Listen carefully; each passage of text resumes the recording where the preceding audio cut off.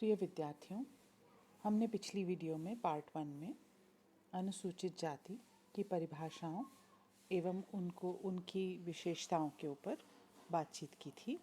इस वीडियो में हम अनुसूचित जातियों की समस्याओं पर विचार विमर्श करेंगे। अनुसूचित जातियों का निर्धारण संविधान के अनुच्छेद 341 के अनुसार किया गया है। 1981 की जनगणना के अनुसार देश में अनुसूचित जातियों की जनसंख्या 10.47 करोड़ थी, जो बढ़कर 2001 में 17.97 करोड़ हो गई, जो देश की कुल तत्कालीन जनसंख्या का लगभग 17.5% है। अनुसूचित जातियों की सर्वाधिक जनसंख्या उत्तर प्रदेश में देश की कुल अनुसूचित जातियों की जनसंख्या का 21.1% है।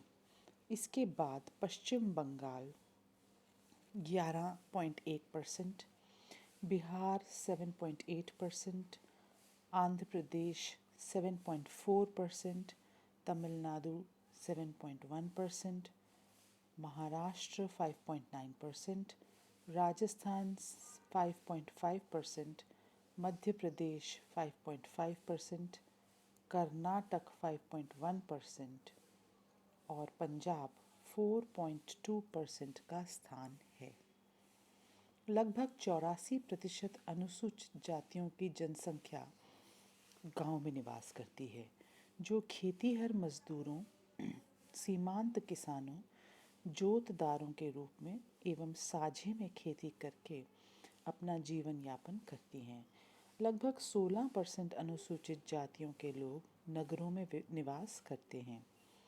देश में अनुसूचित जातियों की स्थिति को जानने के बाद अब आइए हम उनकी समस्याओं एवं नियोग्यताओं पर विचार करें। जैसा कि हम सभी जानते हैं, नियोग्यता शब्द का अर्थ है किसी वर्ग अथवा समूह को कुछ अधिकारों या सुविधाओं को प्राप्त करने के अयोग्य मान लेना।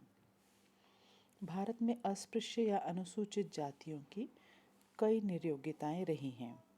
इनके कारण इन्हें जीवन में आगे बढ़ने और व्यक्तित्व के विकास का अवसर नहीं दिया गया। नियोग्यताएं इनके लिए अभिशाप या बहुत बड़ी समस्या के रूप में सिद्ध हुई। यहाँ ये कहा जा सकता है कि इन्हें दासों के समान जीवन बिताने के लिए मजबूर किया गया और सब प्रकार की सुख सुविधाओं से वंचित रखा गया।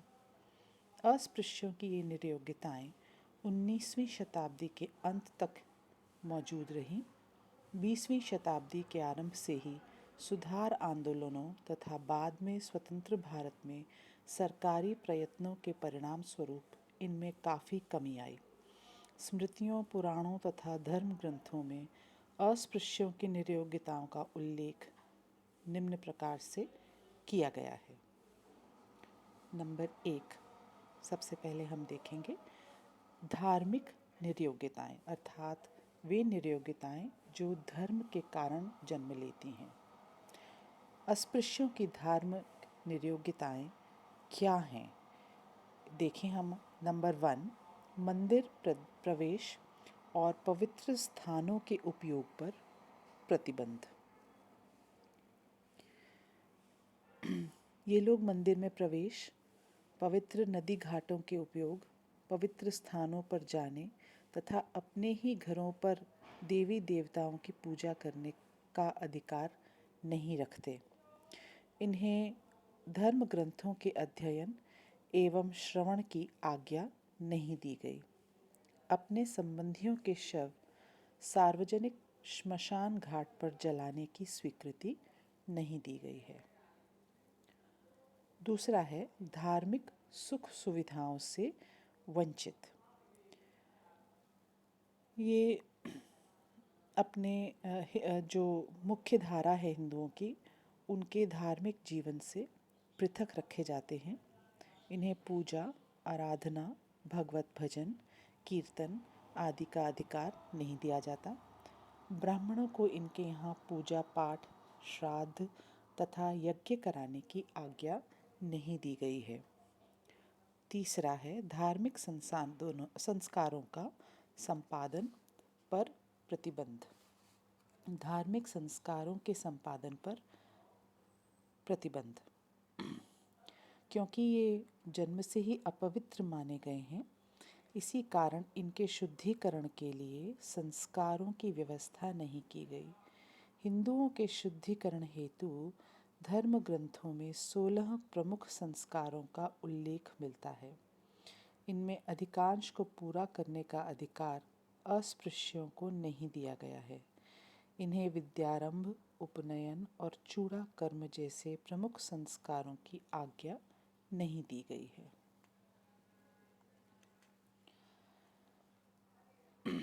ये थीं धार्मिक नियोग्यताएं। आइए दूसरे प्रकार की नियोग्यताओं को देखते हैं, जो हैं सामाजिक नियोग्यताएं। सामाजिक नियोग्यताएं इस प्रकार हैं। पहला, सामाजिक संपर्क पर रोक। अस्पृश्यों को सवर्ण हिंदुओं के साथ सामाजिक संपर्क रखने और उनके सम्मेलनों, गोष्ठियों, पंचायतों, उत्सवों एवं समारोहों में भाग लेने की आज्ञा नहीं दी गई। उन्हें उच्च जाति के हिंदुओं के साथ खान पान का संबंध रखने से वंचित रखा गया। अस्पृश्यों की छाया तक को अपवित्र माना गया और उन्हें सार्वजनिक स्थानों के उपयोग की आज्ञा नहीं दी गई।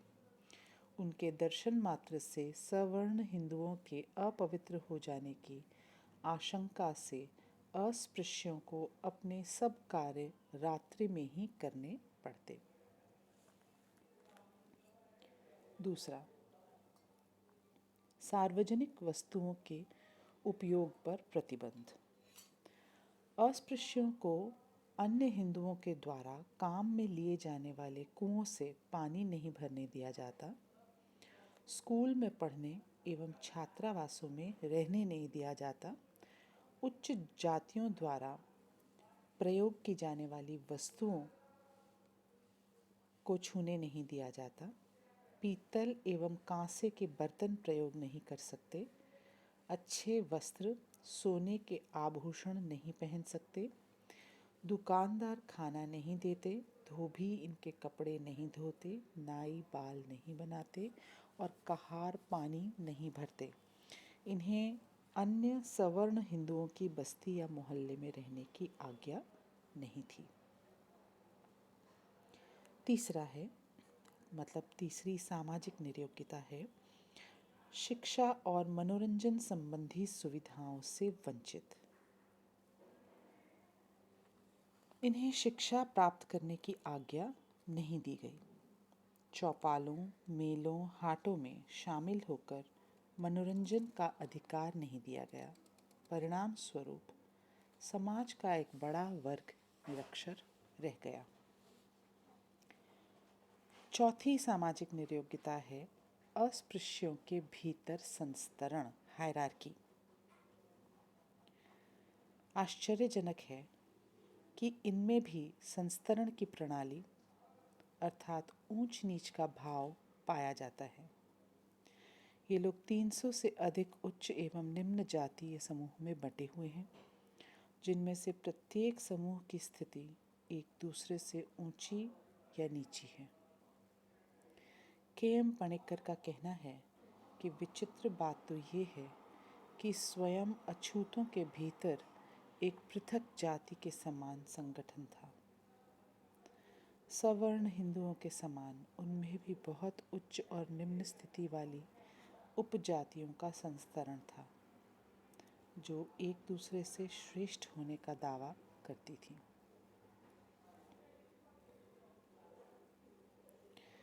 पांचवा है अस्पृश्य एक पृथक समाज के रूप में।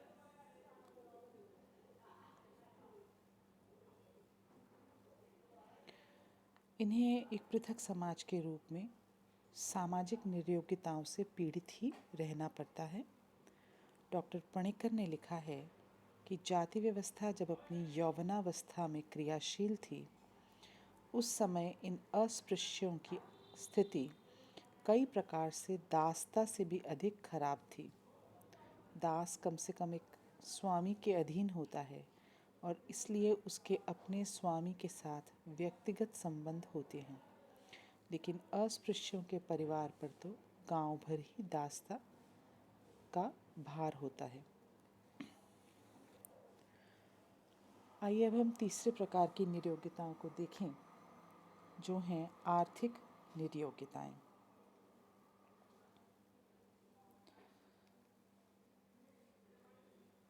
आर्थिक नियोग्यताओं में सबसे पहली है व्यावसायिक नियोग्यता। इन्हें मलमूत्र उठाने, सफाई करने, मरे हुए पशुओं को उठाने, चमड़े की वस्तुएं बनाने का कार्य सौंपा गया है। खेती, व्यापार, शिक्षा आदि का अधिकार इन्हें प्राप्त नहीं है। ग्रामों में अधिकतर भूमिहीन श्रमिकों के रूप में ये लोग काम करते हैं और इन पर ये नियोग्यताएं लाद दी गई हैं कि ये अपनी परंपरागत पेशे को छोड़कर किसी अन्य पेशे को अपना नहीं सकते। दूसरी आर्थिक नियोग्यता है संपत्ति संबंधी नियोग्यता। इन्हें भूमि अधिकार तथा धन संग्रह की आज्ञा नहीं है। यह दासों के रूप में अपने स्वामियों की सेवा करते हैं, चाहे प्रतिफल के रूप में उन्हें कितना ही कम क्यों न दिया जाए। इनकी संपत्ति संबंधी नियोग्यता से द्रवित होकर आचार्य विनोबा भावे ने इनके लिए भूदान आंदोलन चलाया। तीसरा है भरपेट भोजन की सुविधा नहीं। अस्पृश्यों का आर्थिक दृष्टि से शोषण हुआ। उन्हें घृणित से घृणित पेशों को अपनाने के लिए बाध्य किया गया और बदले में इतना भी नहीं दिया गया कि वे भरपेट भोजन कर सकें। उनकी महत्वपूर्ण सेवाओं के बदले में समाज ने उन्हें शेष जूठा भोजन, त्याज्य वस्तुएं, फटे पुराने वस्त्र दिए। हिंदुओं ने धर्म के नाम पर अपने इस सारे व्यवहार को उचित माना और अस्पृश्यों को इस व्यवस्था से संतुष्ट रहने के लिए बाध्य किया।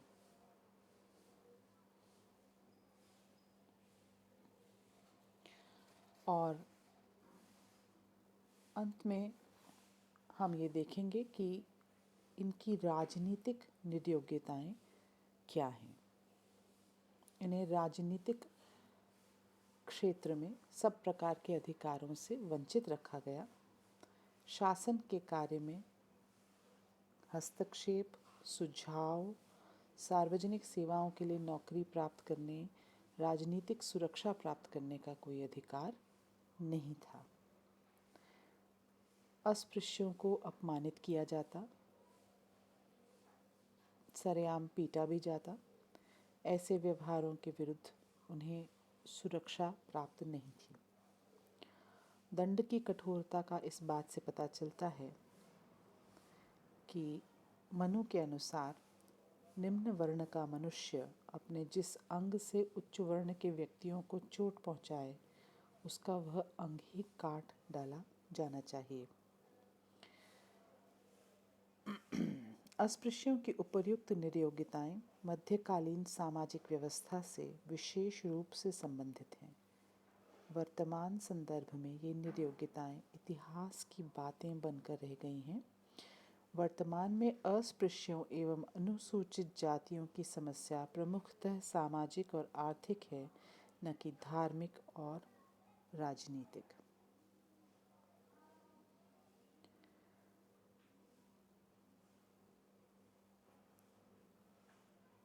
इनके प्रति लोगों की मनोवृत्ति धीरे धीरे बदलेगी और कालांतर में ये सामाजिक जीवन की मुख्य धारा में प्रवाहित हो सकेंगे। स्वतंत्रता प्राप्ति के बाद अस्पृश्य कहे जाने वाले या अनुसूचित जाति के अंतर्गत आने वाले लोगों की कई नियोग्यताएं दूर हुई हैं, किंतु इनके लिए किए गए कल्याण कार्यों के परिणाम स्वरूप अनेक नई समस्याएं भी पैदा हुई हैं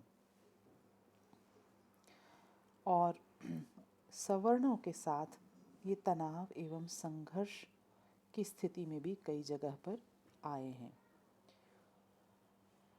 इस टकराव को दूर करने के संभव प्रयत्न किए जाने चाहिए, क्योंकि ये भी किसी दृष्टि से राष्ट्र के हित में नहीं है।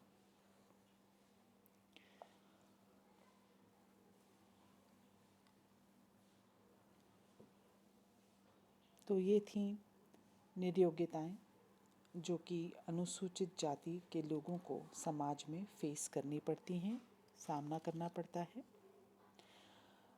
इस वीडियो को मैं यहाँ समाप्त करती हूँ। तीसरे वीडियो में हम अस्पृश्यता के दुष्परिणाम पे विचार विमर्श करेंगे और उनके निवारण के लिए क्या उपाय किए गए हैं और क्या सुझाव हैं, उनके ऊपर हम विचार करेंगे। धन्यवाद।